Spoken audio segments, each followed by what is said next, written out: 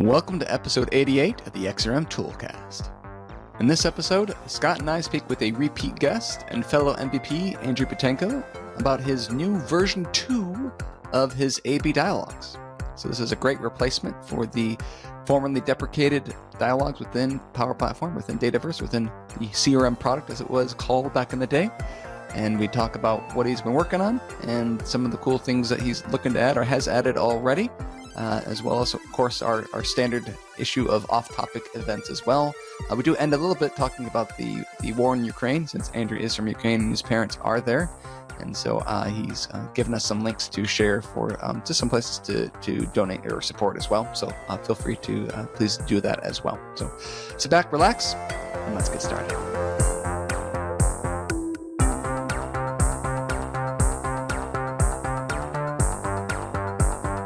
Hello and welcome to another episode of the XRM Toolcast. With me, your host, Daryl, always raising the bar, and Scott, almost a bus driver road. Scott, how's it going? I'm very good, thank you. Very good. Yes, because was it how many? 2 hours before you? Am I? What time is it there? 3. You're 3. 3 hours. Yeah. Assuming you're Pacific, Yes. right? You're Pacific, right? Yes, PST. Yeah, exactly. So Yeah. school run time. Yeah, exactly. Actually, I was the bus driver this morning. The first time all year I've taken the kids to school. I did it this morning, which is kind of funny that happened. Okay. Yeah. Well, Exactly. it's exactly. I mean, it's a new school year. Things are taking a while to get in the swing of things. Well, Yep. It was a bit of a late night for the kids last night, so they slept in this morning. I know how they feel, to be honest. Yes, we do. We all do. So, anyway, let's just get right into our guest today. We have it's the second time he's been on. Our fellow MVP, Andrew Butenko, a technical architect and Microsoft Business Applications MVP since 2010. It says Greenfield, South Carolina. Is that still correct, Andrew, or you haven't moved anywhere? It is still correct. I'm still here. Stuck for Still a little. Still spreading the joy of that lovely South Carolina accent that you have. Yeah. That's always my favorite part of going into your presentations. Like, as you could tell, I'm from South Carolina. I love the accent. So it just Yeah, with my terrible Slavic accent, right? It's great. It's great. I love it. wait, Andrew, were you just saying that Daryl has a terrible Slavic accent? Yes. No. I. No. It's like my opening joke. I'm always starting presentation. Hello, Yeah. welcome to my session. My name is Andrew, last name Butenko, and believe me or not, but this is my version of Southern accent. That's Yeah. great. So Andrew, you've made a version 2 of your AB Dialogs, right? So let's take a quick start from the beginning sort of approach here. So this is your AB Dialogs, which was meant to replace the deprecated out of the box Dialogs. And so for people that are maybe kind of new to Dataverse Dialogs, what is this hoping to do? What is it for users and that kind of stuff? Start from the beginning. Okay, yeah, absolutely. So I believe we're old enough, all in using this wonderful platform. So I believe all of us used version 2011 when actually Dialogs were introduced. Okay. It was some kind of a visual thing that was possible to code, provide some inputs, and based on the inputs, do some actions like send an email, update the record, query something, populate something. So, generally speaking, the fancy UI that helped user to enter the information and generate some kind of output. It was used for a while, but unfortunately, when Microsoft introduced the UCI interface, the Dialogs was one of features that did not make it. So back around a year ago, I introduced my AB Dialog version 1 that kind of allowed to do something like that, but it had a lot of gaps. Like without the knowledge of JavaScript, you can't do anything with it.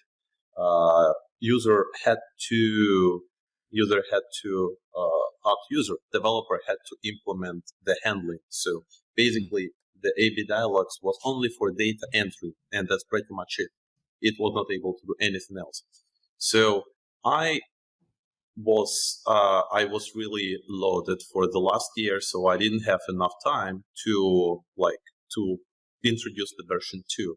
Luckily, for the last 2 months, I got some free time, and I was able to resurrect this small zombie, small Frankenstein, and implement few additional features on top of what I had initially.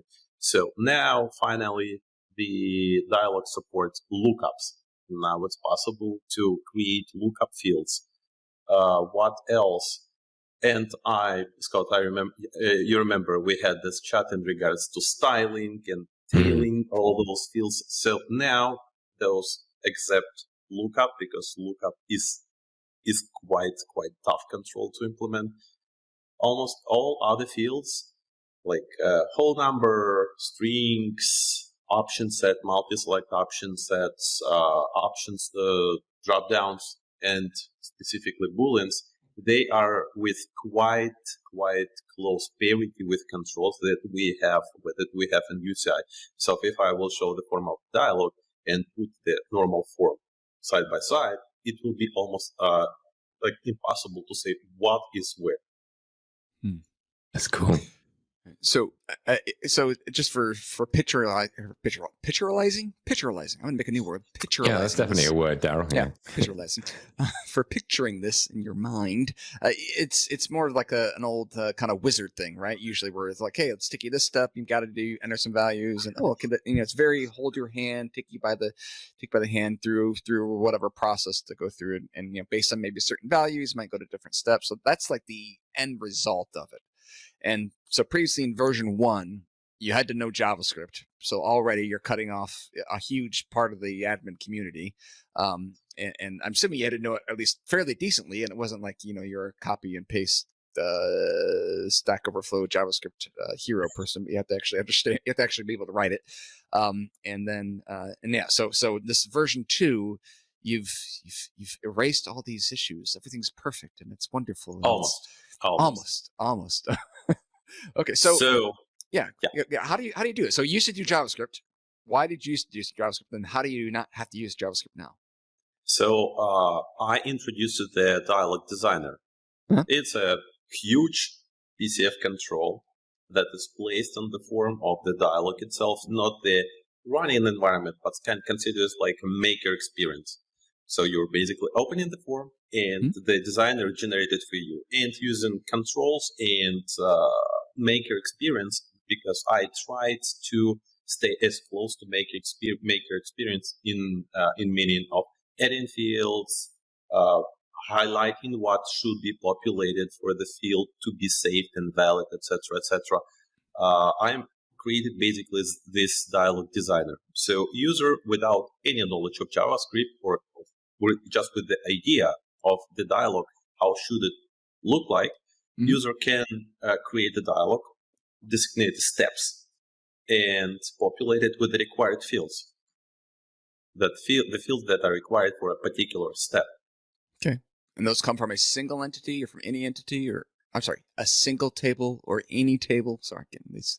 It's basically like from the designer perspective, in order to create the dialog, you have to open the entity that I called, what a bummer, dialog.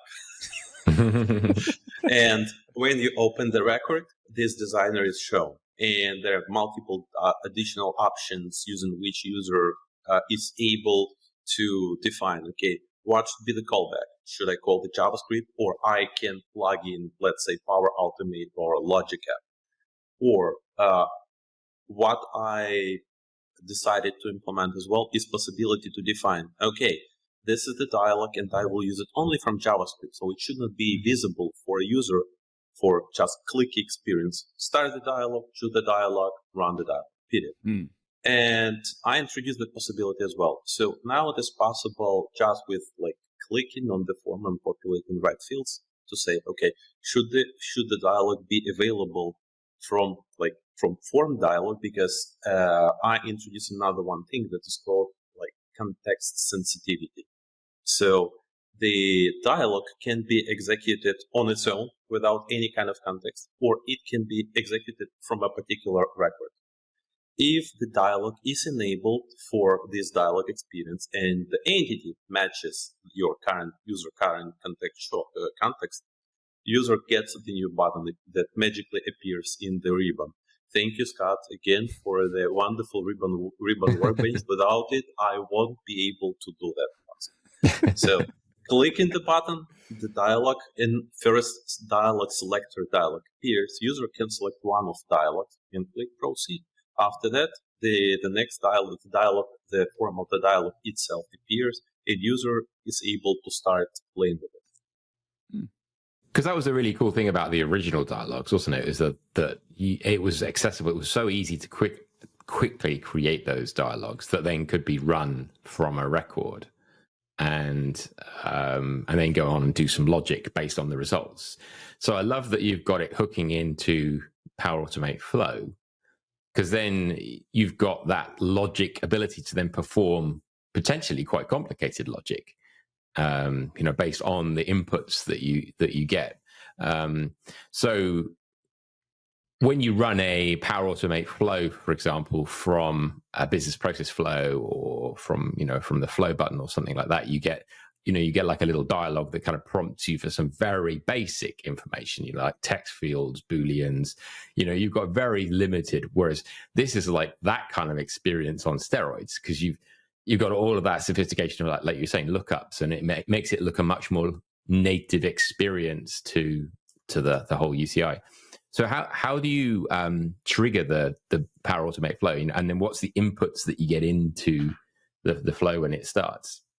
So I decided not to reinvent the wheel, and I went through the path checking what is available, and I discovered one perfectly fitting trigger, and it's HTTP trigger. HTTP trigger Power Automate, HTTP trigger logic app. So generally speaking, it doesn't matter what will be behind. You just have to provide the valid URL. Right. And basically, when user is done with filling out the form, this whole response is gathered and composed into the, sometimes depending on the number of the attributes that you have, to huge JSON object. And this JSON object is pushed to the Power Automate. And one thing that I was really scratching my head is to, again, help the citizen developer. So when the user designs the dialog itself and defines the fields, when the user just adds the field, under the dialog there is a text box that generates the JSON contract that might be specifically used inside the Power Automate flow to make user experience easier without thinking, I added one more field, I have again type and define the type, what is it? So that's, I believe it will definitely help. Because when I was playing with it, oh my God, I introduced one more field. I have to go to the contract and again define the example. Painful. So I decided to implement this feature as well. No, that's cool. So then after if it's called the flow, does it wait for the flow to finish and then kind of refresh the form, so you kind of then get any updates that have been made? No, yes, that's cool.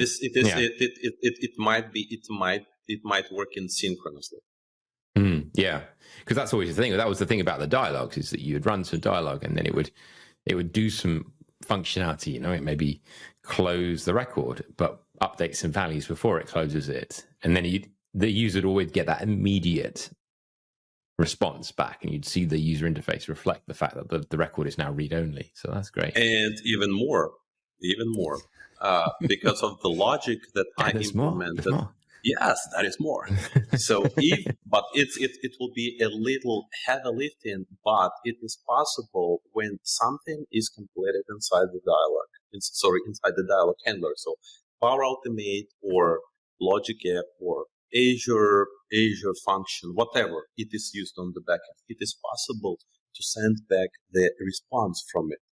And obviously, if it will be just user click experience, user won't be able to do anything with it. But if it is JavaScript developer, the response is received. And after the dialog is executed, it is possible to receive what dialog replied with the result and do something with it. Yeah. That's cool. Very, very good. Yeah. So do you see it being used more by people who are creating solutions or sort of like, pro devs, or do you see the solution being used more by the sort of like, the makers? What's the profile? Both. Actually, both. You remember our mantra? Low coders, or low code developers and pro developers united. So that's the ideology that I kept in mind in order to enable everyone. So if you want to create something fast, just use this approach.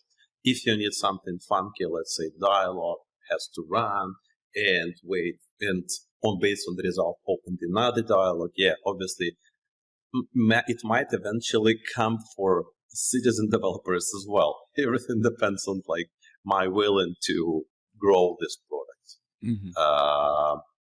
But at the moment, I believe it will be possible to use for both sides of the table.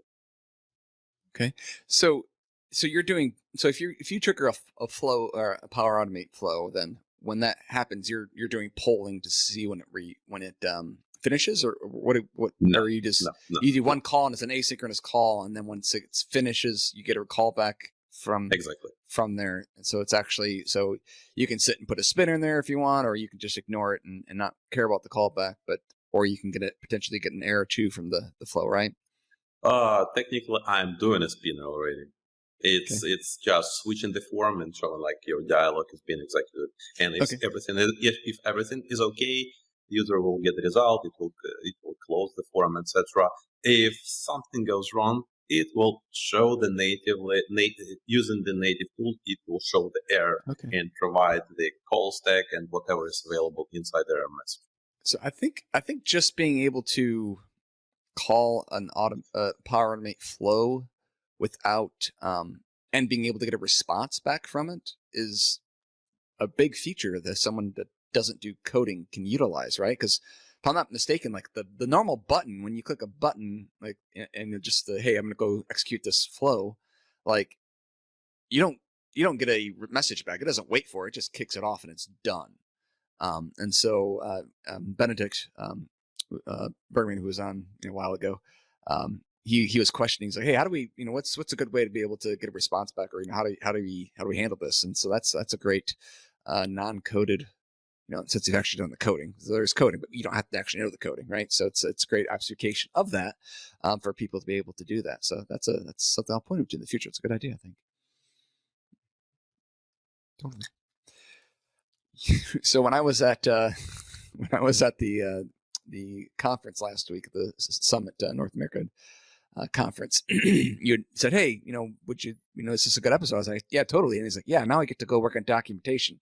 So did you actually get any documentation for this, or did you go, I'm just going to add a new feature and not do as much documentation? Because that's sometimes I think that I fall into. So I started to do documentation. I have already wrote the chapter that describes installation of the tool, and actually it provides options for, there are still people that do not like maker experience, so I provided both for classic experience and for maker experience.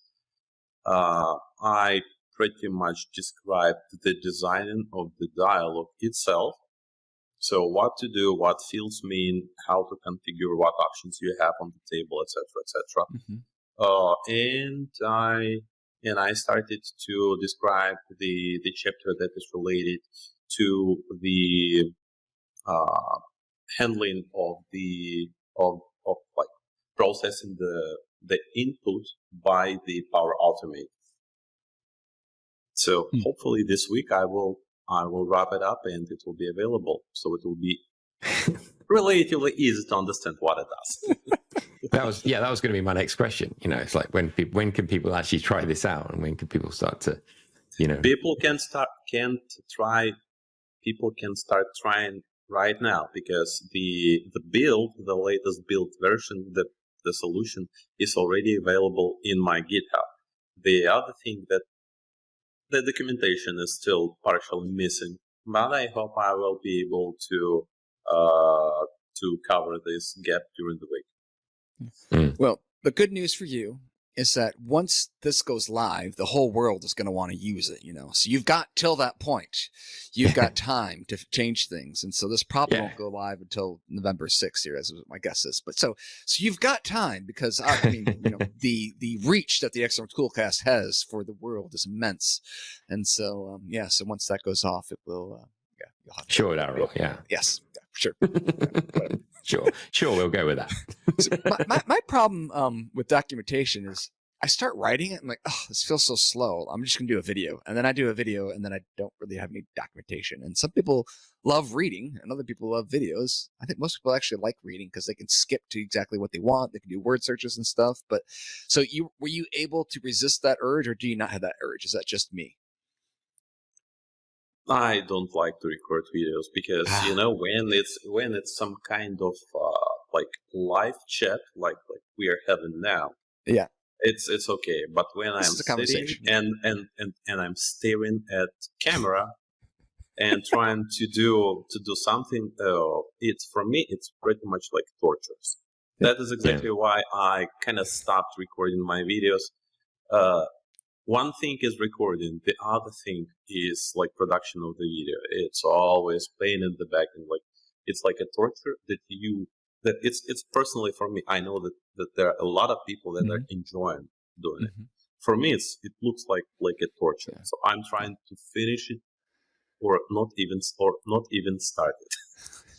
It's harder to maintain as well, because once you've recorded something, it's not like you can kind of go back and, I've got a new feature, I'm just going to insert it into there, and or maybe subtly change something. It's a kind of like a snapshot in time. Whereas for documentation for a product, you want to be able to rev it, you want to be able to update it, add more detail, etc. So I think people do appreciate seeing things written down, like you say.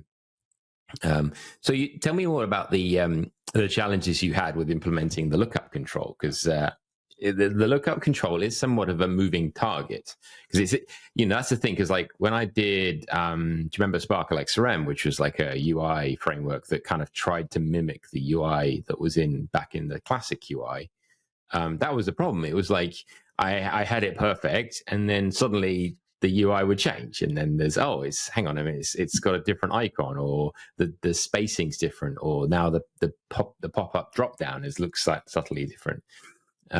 So what was the challenges that you had there? Okay, but so the main challenge is actually I tried to look deep inside the source code of the control itself, how Microsoft implemented it, and as far as I understood, they based their code on top of the tag picker component from the Fluent UI. So I tried to do my best in order to implement it the way how it should look like, but like rendering off the particular selected item inside the lookup when like the tag is selected, I failed. So I just gave up, because I had more additional features to be implemented, and I decided, okay, I will put it aside, I will polish it when I will have time.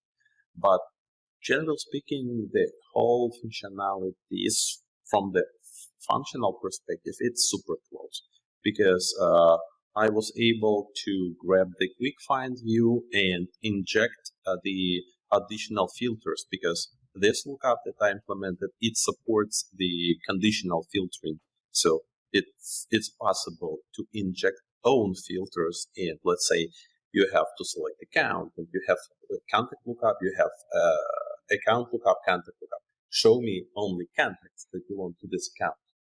And I implemented it. It's a little not obvious, and I need to improve my documentation to explain how it is implemented, but it can be done. So quick find search works good, and it pulls the data from the system and shows the 10. The next thing is the dropdown. because if I'm not mistaken, when you start entering the values and this drop down appears, it uses the layout from the quick find view, right? 3 first fields, and it sorts it out. I decided not to implement too complex. Maybe I will put that aside. I will give users the name, the primary field, and it might be good. Okay, if user wants to something bigger, I implemented the button. So pretty much the same control button that we have. Click the button on the side, pop-up appears, user can see exactly the records, how they are looking like, and select one of those. What are the challenges? So one thing that I started to think about is the async story, not the async offline. Obviously, offline API is completely different animal. Not completely, but slightly different animal compared to the online API. And again, I started to think about it. I put that aside again. Okay, it will be maybe the next build. Definitely not in this one, because I wanted to release that and like start getting first feedback. What should be enhanced? If there are more critical items or feature requests to be implemented, obviously I put it in the first queue. But if not, I will prettify my lookup. That's cool. I mean, it's funny because I've started to look at these kind of project problems and these kind of coding projects like you're talking about. It's kind of like more of like an art form, because as professionals that are working in this industry who we've been around for a while, you've worked on projects, you kind of appreciate the challenges, you appreciate the complexities, you appreciate that just the time and the energy and the passion that you have to put into projects like this. Because, like you say, it's a side project, it's something you've worked on in your own time. Yet the kind of problems that you're just describing there are really significant challenges that would take a lot of time and effort to actually to solve. So I'm kind of appreciating what you're describing as a piece of art. That's what it feels like to me. It's almost like I feel as though we should have like galleries of art galleries that can just people put stuff on show and say, look, wow, and everyone can just go look back and go, wow, that's amazing, and just appreciate the craftsmanship of actually producing these. We already have this gallery. It is called PCF Gallery. PCF Gallery, yeah. But I think it just lacks a little bit of curation, though. I think the PCF Gallery is great because it does show you a lot of stuff. But the thing about a gallery, isn't it? If you go to an art gallery, there's a curator there, and there's like a board of directors who are responsible for kind of selecting things to show for any. They'll have like these 2 months we're going to show a particular thing in our main gallery and showcase them, and everyone's going to go and look at. There's a little pamphlet you can look through, and you know what I mean. It's like I don't know. Maybe it's a sign that I'm getting old, but I just started to look at these projects like that. I've got to that stage in my life where I just want to go to some kind of boring ass museum, It's like, it will be museum for geeks for sure. Yeah, well, exactly. That's right. Yeah, but we can. When you've been there, when you've tried to do this stuff, you really start to appreciate it for what it actually is. So all the things you're describing are just awesome.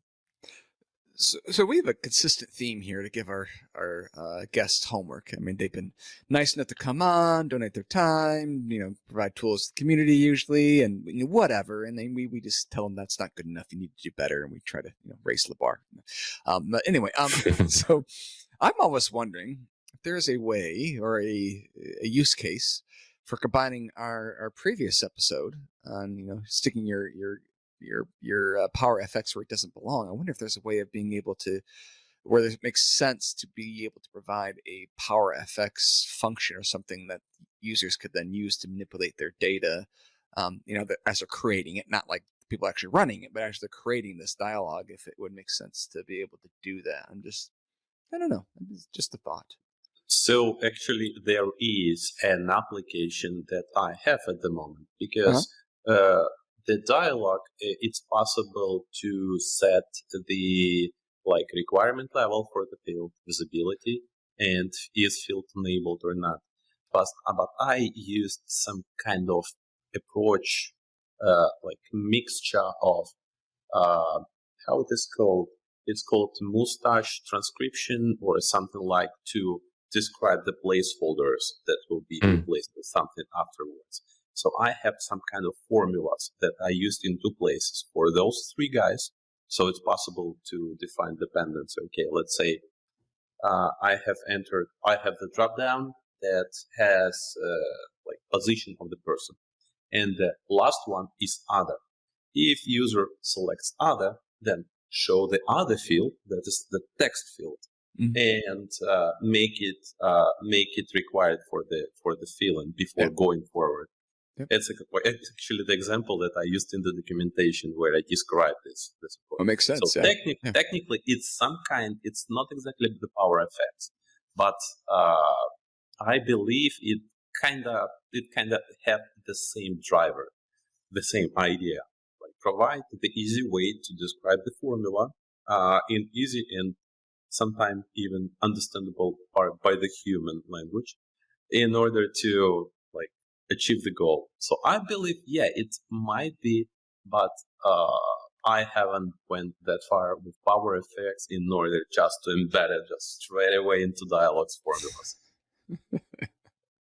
It might be. But what I was thinking going forward, because some of people who checked the Dialogs and they were kind of excited, but what they told that this formula is not super obvious. So my idea was to redesign the thing, and instead of string version, to provide something that's similar to how advanced find works. So basically define formula based on the similar to advanced find, like field equals this, field equals this, combine it with the or, etc., etc. Yeah. So make it more citizen developer friendly. Yeah, because I think to make something citizen developer or even low code friendly, you have to have good IntelliSense. You have to have, the thing about PowerFX is it's always live. So as you write it, it evaluates it. So you immediately see the response before. You don't have to run it to actually see the value. And, if there's any errors, that you see those immediately. And I think that's the thing that really differentiates, in my mind, low code from pro code, is that pro code always requires that step to say, okay, write it, run it, and then you debug it, and then you go back and edit it. Whereas low code, it's just you're doing it at the same time. So yeah, anything that can help in that department would make it really great. But I know what you're talking about, the mustache. I mean, it's like a handlebars derivative, and it's used a lot in marketing templates and things like that for not only management. Marketing. Recall the old times when we didn't have the ClickD, we didn't have the Microsoft marketing. You remember we had the old style templates, and behind the scenes, it uses the same notation. Yeah. Yes, definitely. So I think it's probably known by a lot of people, but it's just like you say, there's a little bit of a curve there that people have to go. I think the main challenge with PowerFX is that at the moment there's no JavaScript, there's no client side parser that's available. It's only a server side SDK, or a C# SDK. So you'd have to find some way of actually having, kind of embedding some kind of functionality to be able to evaluate that. Well, maybe that's the next project, Andrew. Maybe you can, write a JavaScript interpreter for PowerFX. See, I would come to a museum and I would sit back on the chair and I would marvel at this beauty. If you did that as well. I'd pay to go and see that, to be honest, as well. Well, let's see how it goes. It might eventually happen. I like challenges. Yeah, definitely. That would certainly be a challenge, I think. Lots of people have done that kind of stuff, haven't they? Lots of people have written JavaScript interpreters for different languages, and so, you can imagine how there could be something that you could perhaps reuse out there, which might help you at least bootstrap you up to a level. But yeah, well, there we go. That I think that probably is the most complex homework that we'd ever given out. Yeah, go right in interpreter and yeah, UI and everything. Exactly. Metal thing. Weekend. Yeah, guys. Weekend. Yeah, guys. Yeah, guys. We'll see you in a year. Yeah. So not next week then. So I also I find it interesting that Andrew would be one of those people that if you're going to ask the community who are the top 10 power platform developers in the world, I would think he would make most people's lists. He'd be on mine.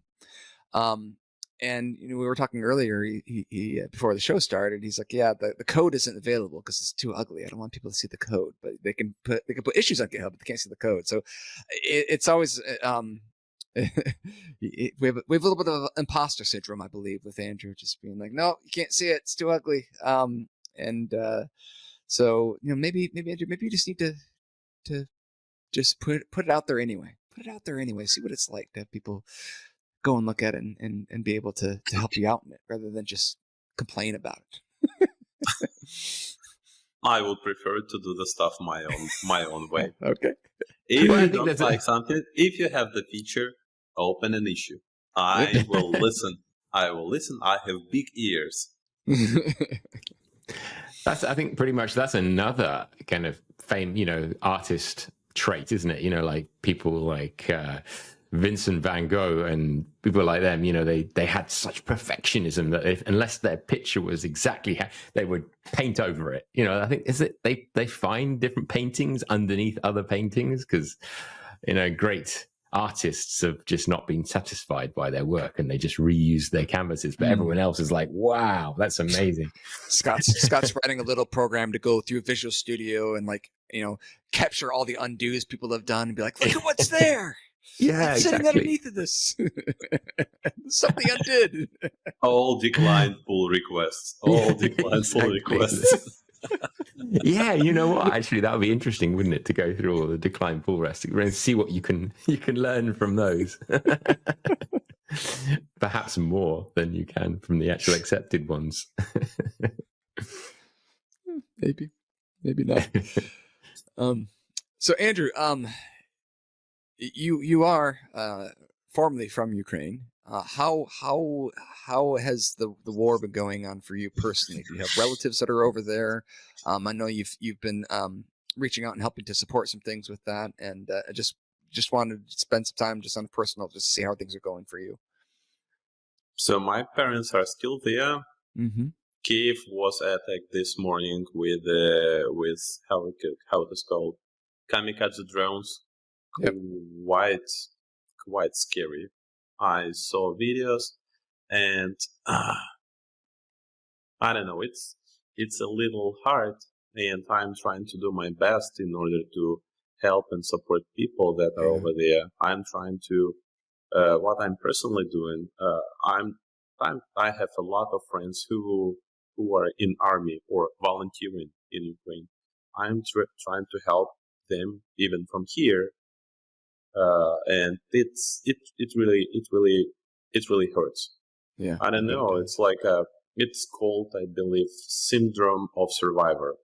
So because I'm in safety, I kind of feel that I really wanted to be there. Believe me or not, when the war started back in February, I was checking the flights to get to Warsaw and from Warsaw to Ukraine to join forces. But after that, realistically, I sat down and thought, okay, yeah, I can join the forces.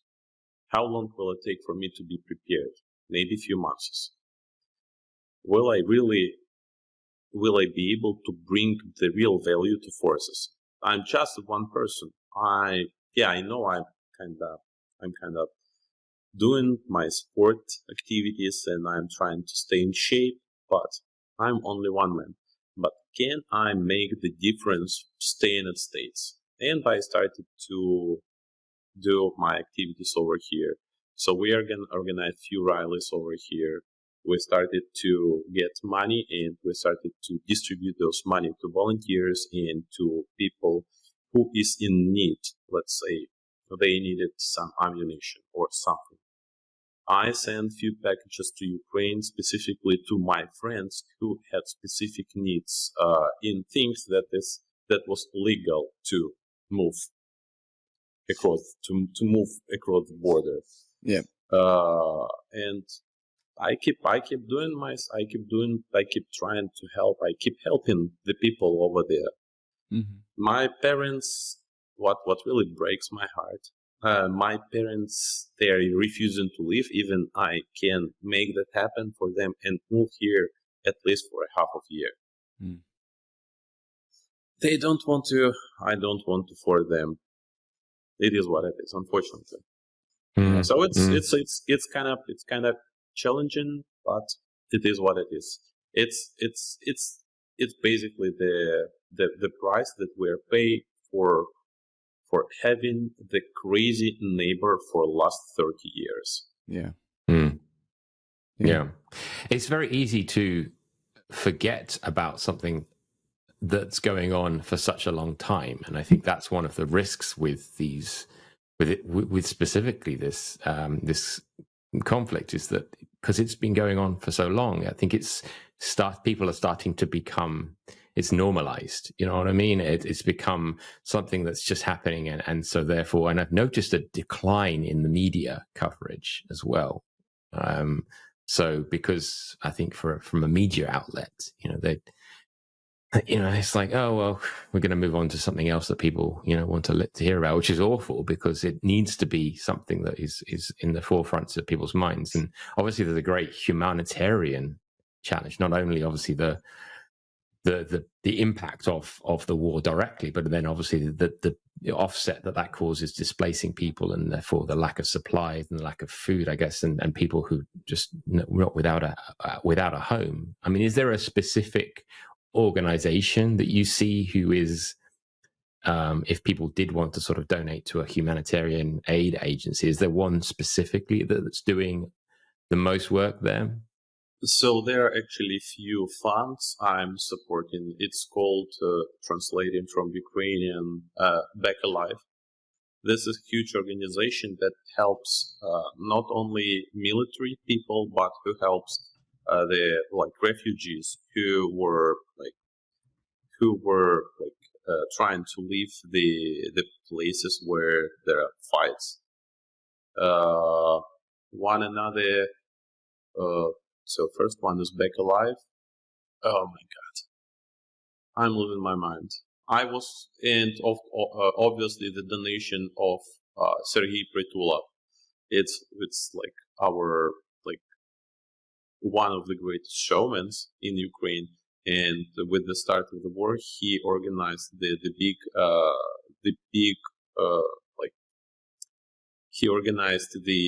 getting donations and helping people in need. So, will it be possible to place links under the video? Yes. Yes, that's what I was going to suggest. Yeah. Yes. Thank you, guys. Yeah, definitely do that. I'll be going to Romania in December. My wife sits on the board of an organization that helps with the orphanage there, so I'll be not too far from Ukraine. But that same organization, when the war started out, I mean, we gave money for a van to go in and get people that wanted to get out, and they sent back pictures of bullet holes all throughout this van. I'm just like, I can't imagine that. And having your parents living there, I know, having kids, you don't have any, but having a kid when they're sick and there's nothing you can do about it is so helpless. And I imagine that's pretty much the same exact feeling you have with your parents there. And like, no, they're not going to do that. They're making that decision. There's nothing you can do about it. It's a very helpless feeling as well. So, yeah. So if there's any links that you want to share, we'll definitely put them in the show notes and allow people hopefully to go and support and continue to.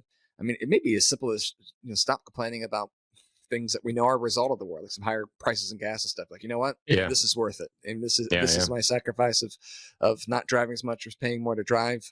Is so small compared to what everyone else is having to pay. So, yeah, or even trying to get as much information you can about it, because if the news thinks that you're still interested, then hey, then they'll keep on covering it. So yeah, so those are just some of my thoughts as well. So we'll be praying for your family there and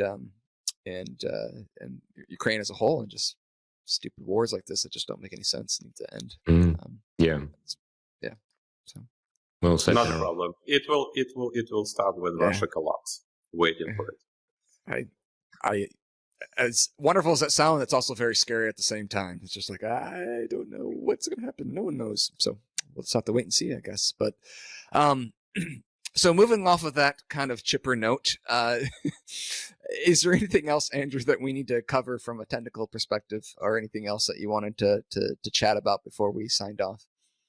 I believe we are good, because we pretty much described what was the goal, how the thing is implemented, and who is potential audience. So if you have time and willing to try it, it is free at the moment. At the moment, is there a risk? Is there a risk to this thing being? It might be. It might be. All right. It might be. So maybe it's not the imposter syndrome. Maybe I can make a little bling on this syndrome here for hiding the code. They say, all right. Well, if it's good enough, I'm sure they'll pay for it. Maybe Microsoft will buy it. Maybe you could do an XRM Toolcast discount code. Yeah, that'll be cool. We might think about it, and you can get your percentage, and you can make the cut. Why not? Why not? Yeah. Let's see. We can discuss it offline.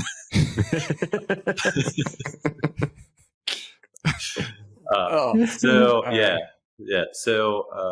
if you want to check it out and maybe give me some additional ideas, just go to my GitHub, download solution, install. If there are some questions, issues are not blocked, just create an issue and check that out. I hope you will like what I achieved during, I believe I was working on that stuff for a few hours a day, at least for the last almost 45 days.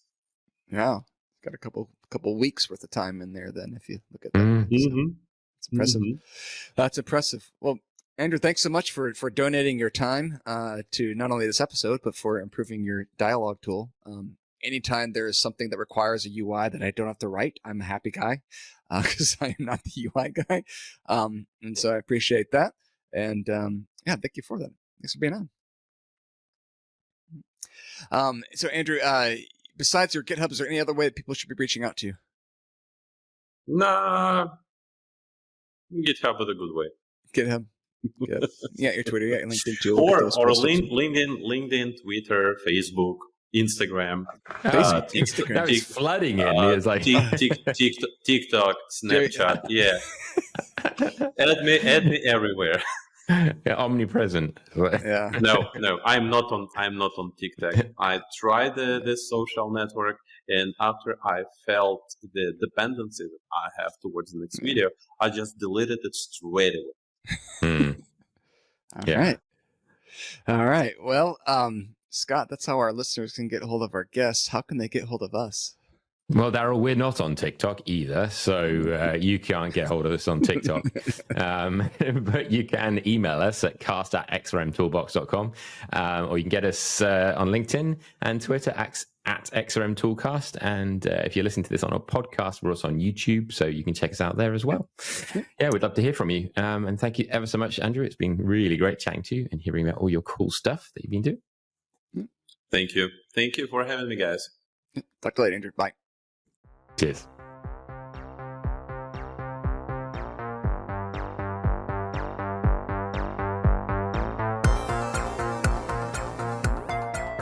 This has been the XRM Toolcast with Daryl and Scott Darrell, produced by Lynn Zawin. If you have any questions or suggestions, please send them to cast@xrmtoolbox.com, tweet @XRM Toolcast, or hit us up on our LinkedIn XRM Toolcast page.